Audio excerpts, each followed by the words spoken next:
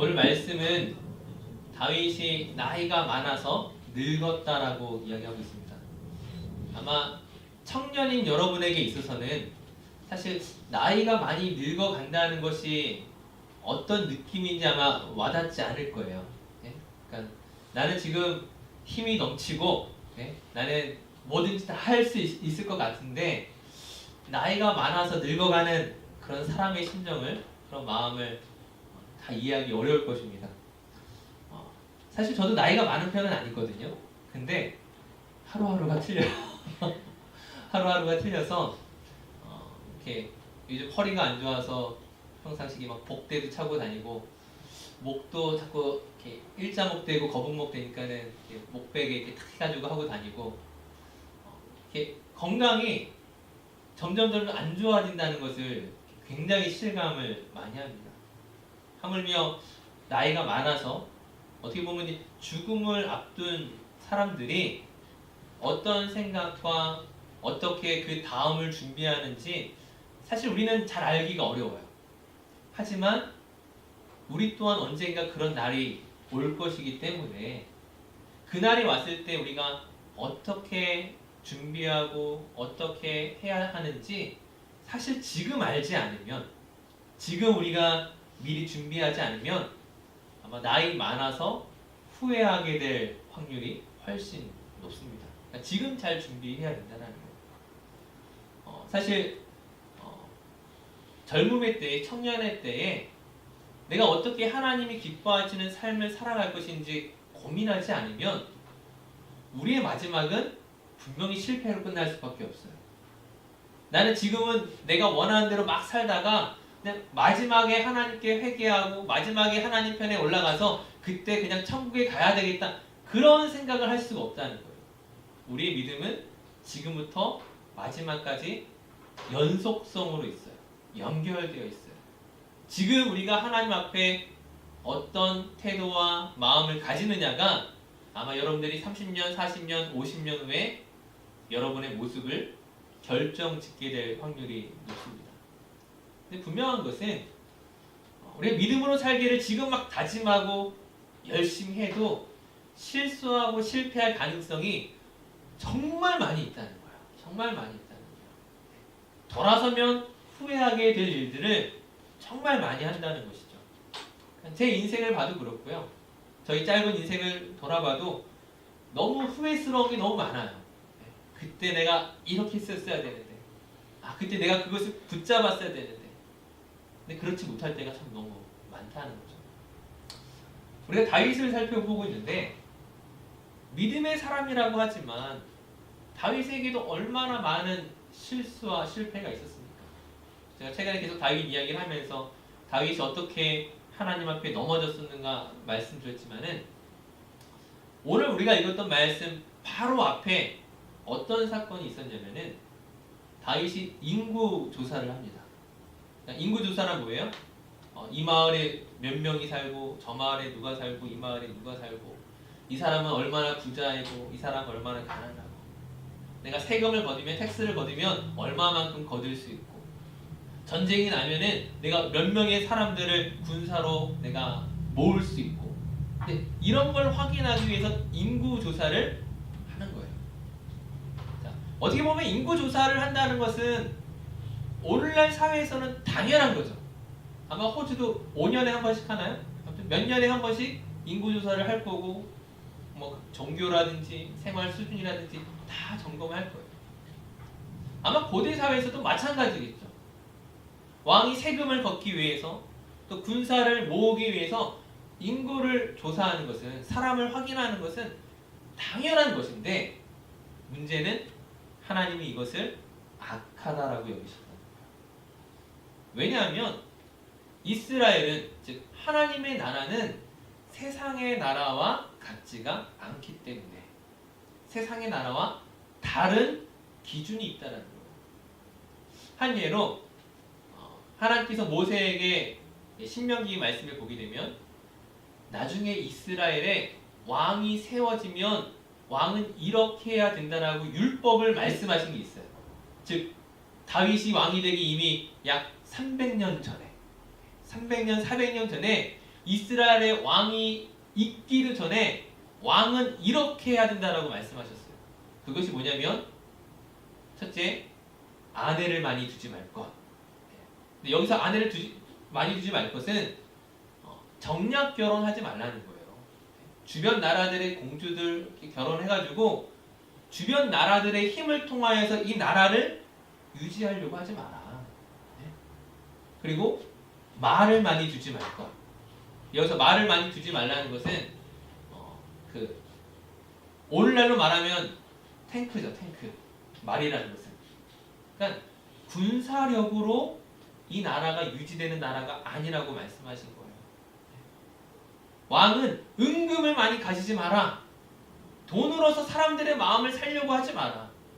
왜냐하면 이 하나님의 나라는 사람의 방법으로 지켜지는 나라가 아니라 내가 지킨다.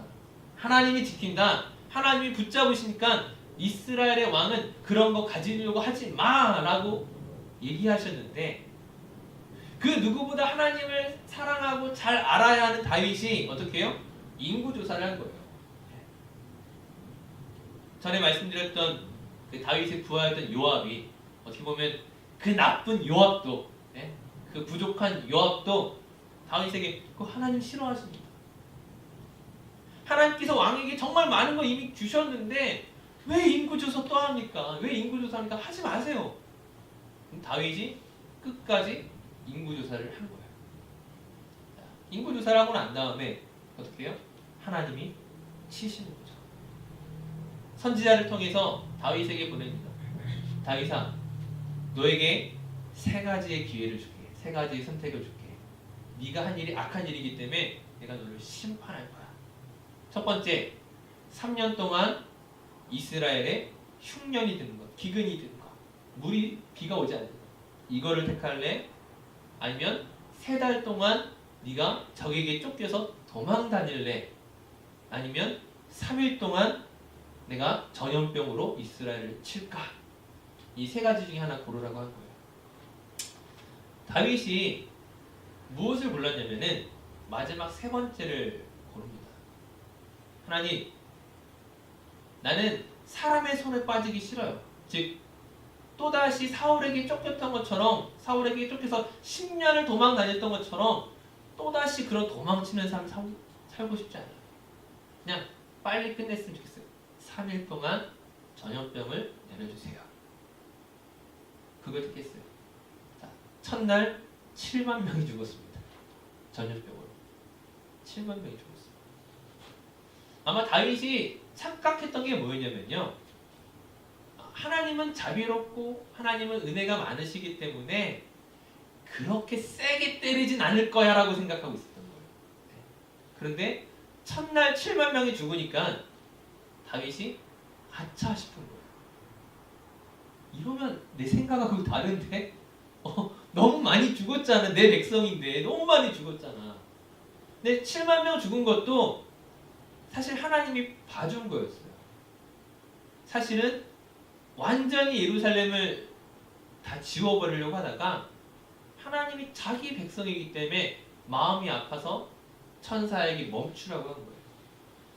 자, 근데 어쨌든 다윗 입장에서는 당황스러워. 그리고 그제서야 하나님께 무릎을 꿇고 회개합니다. 지금 다윗이 무슨 실수를 했는지 아시겠어요? 선지자가 와서 야, 이거 3개 중에 너 하나 골라 했을 때 사실 그때 무릎을 꿇었어야죠. 하나님 용서해 주세요. 제가 잘못했습니다. 무릎을 꿇어야 되는데 다윗은 그래, 이 3가지 중에 하나 선택해야 되니까 3번째 선택해야지. 쉽게 생각한 거예요. 7만 명이 죽고 나서야 깨닫고 다급하게 하나님께 찾아가서 무릎을 꿇은 거였어요. 회개 기도를 하기 시작한 거예요.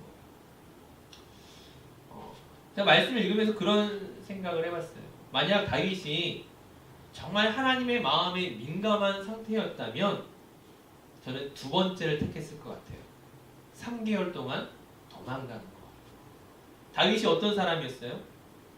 사울 왕을 죽일 수 있는 기회가 2번이나 있었는데 사울 왕을 죽이지 않고 도망가는 삶을 선택했어요. 왜요? 내가 지금 내 위기를 해결할 수 있지만 하나님께서 기름 부어주신 사울왕이니까 난 죽이지 않겠어.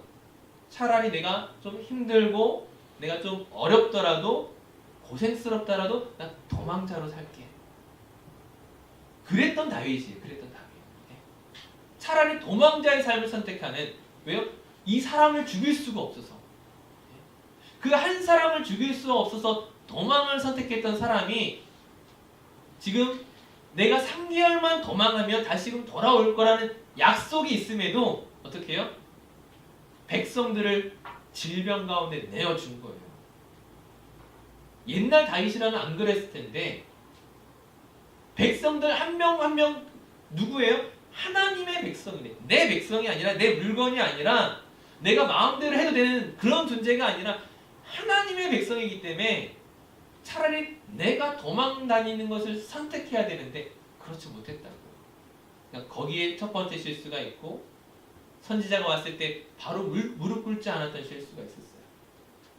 그리고 그제서야 무릎을 꿇고 회개합니다. 하나님이 은혜롭다는 것은, 하나님이 정말 사랑이 많으시다는 것은 어떻게 보면 뒤늦은 회개인데, 처음부터 회개하면 좋았는데 당할 거 다 당하고 실수할 거 다 실수하고 이제 와서라도 무릎 꿇는 다윗의 기도를 받아주시는 거예요. 늦었다고 생각됐는데 하나님이 그 기도를 받아주시는 거예요. 사실 우리가 이렇게 살다 보면은 나 하나님께 너무 멀리 왔다라고 느낄 때가 있어요. 내가 정말 죄를 너무 많이 지고 내가 정말 하나님 없는 것처럼 너무나 많이 살아서 이제 하나님께 돌아가는 것 너무 멀다, 너무 미안하다, 부끄럽다, 나 그래서 못 가겠어라고 생각될 때가 있어요. 근데 그때라도 하나님께 돌이키면 어떻게 해요? 하나님이 받아주시는 거예요. 내가 늦었다고 생각하는 그 타이밍, 늦었지만 그러나 그 순간에조차 기다리시는 하나님의 사랑이 있다고. 이제 그 하나님의 사랑을 경험하고 난 다윗이, 하나님의 용서를 경험하고 난 다윗이 이제 하나님을 위해 내가 무엇을 해드릴까라는 사람으로 바뀌는 거예요. 그러면서 하나님, 나 하나님께 집을 지어드리고 싶어요. 근데 하나님 거절했었거든요. 다윗, 너는 전쟁을 너무 많이 한 사람이기 때문에 너는 내 하나님의 성전을 지을 수 없어. 하나님이 이렇게 거절하셨었는데 다윗의 마음에 하나님을 향한 가득한 그 마음들이 있으니까 무엇을 하는 거예요? 그래. 내가 하나님의 집을 짓지 못하지만 내 아들 솔로몬이 집을 지을 때, 하나님의 집을 지을 때 정말 하나님의 이름이 영광 받으시도록 내가 모든 준비를 다 하겠어. 모든 준비를 다 하겠어. 성전 지을 재료들을 모으기 시작하는 거예요. 노스를 모으고 철을 모으고 그리고 기술자들을 모으고 나무들을 사고 정말 어마어마한 돈을 투자해서 성전 준비를 하는 거예요. 누구를 위해서요? 솔로몬을 위해서. 내 다음 사람을 위해서. 왜요? 하나님이 나를 용서하셨으니까. 늦었다고 생각하는, 이미 실패한 것처럼 여겨졌던 나를 받아주시는 하나님의 사랑을 확인하니까, 그 은혜를 경험하니까 은혜에 반응하는 거예요. 우리가 하나님께 무언가를 드리고 하나님께 무언가를 가지고 나아갈 때 왜 나아갈 수 있어요? 하나님의 사랑을 경험한 사람만이 나아갈 수 있다고요. 지금 당장 내가 이 하나님께 드리는 것을 통하여 내가 인정받지 못해도 괜찮아요. 내가 성전 짓는 거 아니잖아요. 내 이름이 남는 게 아니에요. 그럼에도 불구하고 하나님을 향한 감사로, 하나님을 향한 사랑으로 준비하는 다윗의 모습입니다. 그러면서 우리가 읽었던 23장 1절 2절 말씀에 다윗이 두 가지를 준비해요.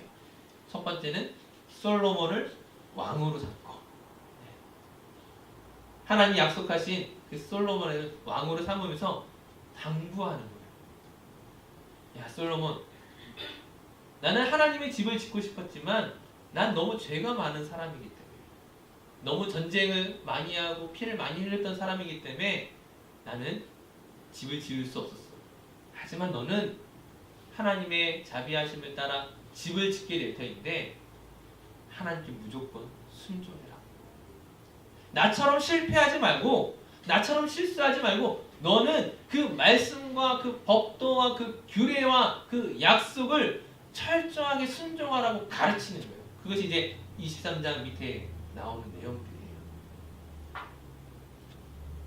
두 번째로 이제 이야기하는 것은 모든 방백들과 제사장과 레위인들을 모으게 됩니다. 이 사람들을 모아서 뭘 만드느냐? 찬양대를 만드는 거예요. 성가대를 만드는 거예요. 찬양팀을 만드는 거예요. 왜 만드냐면은 단지 성전이라는 것이 건물만 짓는다고 성전이 아닌 거예요. 성전이 성전으로서의 기능을 하기 위해서는 그 성전 안에서 찬양하는 예배하는 사람들이 있어야 되는 거예요. 그러니까 그 사람들을 준비시키는 거예요. 훈련시키는 거예요. 나 때는 그 성전을 지을 수 없을지라도 미래를 바라보며 그 다음 세대를 바라보며 그 모든 조직들을 만들어가기 시작하는 거예요. 오늘 말씀을 통해서 여러분들에게 드리고 싶은 이야기는 사실 젊다는 것은 내 밑에 세대를 생각하는 것이 아니라 그냥 나 자신만을 생각하고 살아갈 때가 많이 있어요. 그냥 나에게 재미있고 나에게 좋고 나에게 유익한 거 그냥 그것만 보며 살아갈 때가 있는데 믿음의 삶은 그렇지가 않아요. 믿음의 삶이란 내가 받았던 은혜가 내 옆으로 또 내 아래로 흘러가야 된다는 거예요. 다윗은 분명히 실수했었고 하나님의 징계를 크게 받았었지만 그러나 그 하나님의 사랑과 은혜를 깨닫고 난 이후에 내가 비록 이 모든 명예를 얻지 못해도 성전을 짓지 못한다 하더라도 이 성전을 준비하고 이 성전에 채워져야 될 그 수많은 찬양과 노래와 그 모든 것들을 하나님께 드리기로 결심했다는 거예요. 여러분들이 청년의 때에 정말 준비된 크리스찬으로 살아간다는 것은 무엇이냐? 우리가 가지고 있는 하나님에 대한 열정과 생각과 사랑과 사상이 다른 사람들에게 영향력을 끼칠 수 있는 그런 사람이 되어야 된다는 거예요. 가르쳐야 된다는 거예요. 뭐 교사하라 이런 얘기가 아니라 내가 모든 사람들 앞에서 참된 크리스찬으로서의 모범을 보일 수 있어야 된다는 거예요. 율법적이 되라고 하는 것이 아니라 하나님의 사랑을 경험한 사람으로서의 그 모든 것을 나타내라는 거예요. 거듭 말씀드리지만 우리 모두 실수가 많은 사람들이에요. 다윗도 엄청난 실수를 했잖아요. 그 잘못된 선택으로 7만 명이나 되는 사람들이 하루아침에 죽게 되는 정말 엄청난 실수를 했던 사람이지만 그러나 하나님의 은혜를 깨닫고 나서 내가 할 수 있는 최선의 것들로 준비했던 그런 모습처럼 우리가 이전에 하나님께 얼마나 멀리 떨어져 있었는가, 얼마나 실패가 많았는가, 얼마나 악했는가 중요하지 않아요. 내 과거는 이미 끝났어요. 뭐예요? 예수 그리스도 그 보혈의 능력 안에서 우리의 모든 죄악과 실수와 실패는 이제 끝입니다. 더 이상 그것이 우리를 묶어둘 수 없어요. 사람들은 그걸 기억하고 가지고 너는 그랬던 사람이잖아. 내가 너의 과거를 알아. 내가 너의 실수를 알아. 그 말에 속지 마세요. 사단이 그렇게 여러분들을 속일지라도 우리는 뭐예요? 예수 안에서 죄사함 받은 사람. 더 이상 우리를 정죄할 것이 아무것도 없다는 거예요. 중요한 것은 그럼 우리는 어떻게 이제 살아갈 것인가? 우리는 어떻게 하나님의 자녀답게 살아갈 것인가를 고민해야 된다는 거예요. 지금부터요. 나의 무엇을 통하여 하나님을 기쁘시게 할까? 나의 어떤 모습이 내 주변의 친구들과 가족들과 나를 아는 사람들에게 좋은 영향력을 끼칠 수 있을까? 네가 믿는 예수라면, 네가 믿는 그 하나님이라면 내가 그것이 궁금하다라는 말이 나올 수 있는 그런 삶을 여러분들이 살아야 된다고요. 과거의 삶과 그걸 비교해보면 부끄럽고 못할 것 같고 안 될 것 같은가요? 그렇지 않아요. 하나님의 은혜를 알면 알수록 그 은혜의 깊은 바다에 들어가면 들어갈수록 우리는 그 모든 일들을 할 수 있습니다. 그것을 하기 위해서 우리가 함께 기도하고 또 서로를 격려하고 함께 공동체 안에서 그런 멋진 크리스찬의 모습을 만들어가는 일에 같이 관심을 가지고 기도했으면 좋겠습니다. 그렇게 변해야 하니까는 세워져가는 저와 여러분들 시기를 주님의 이름으로 축원합니다.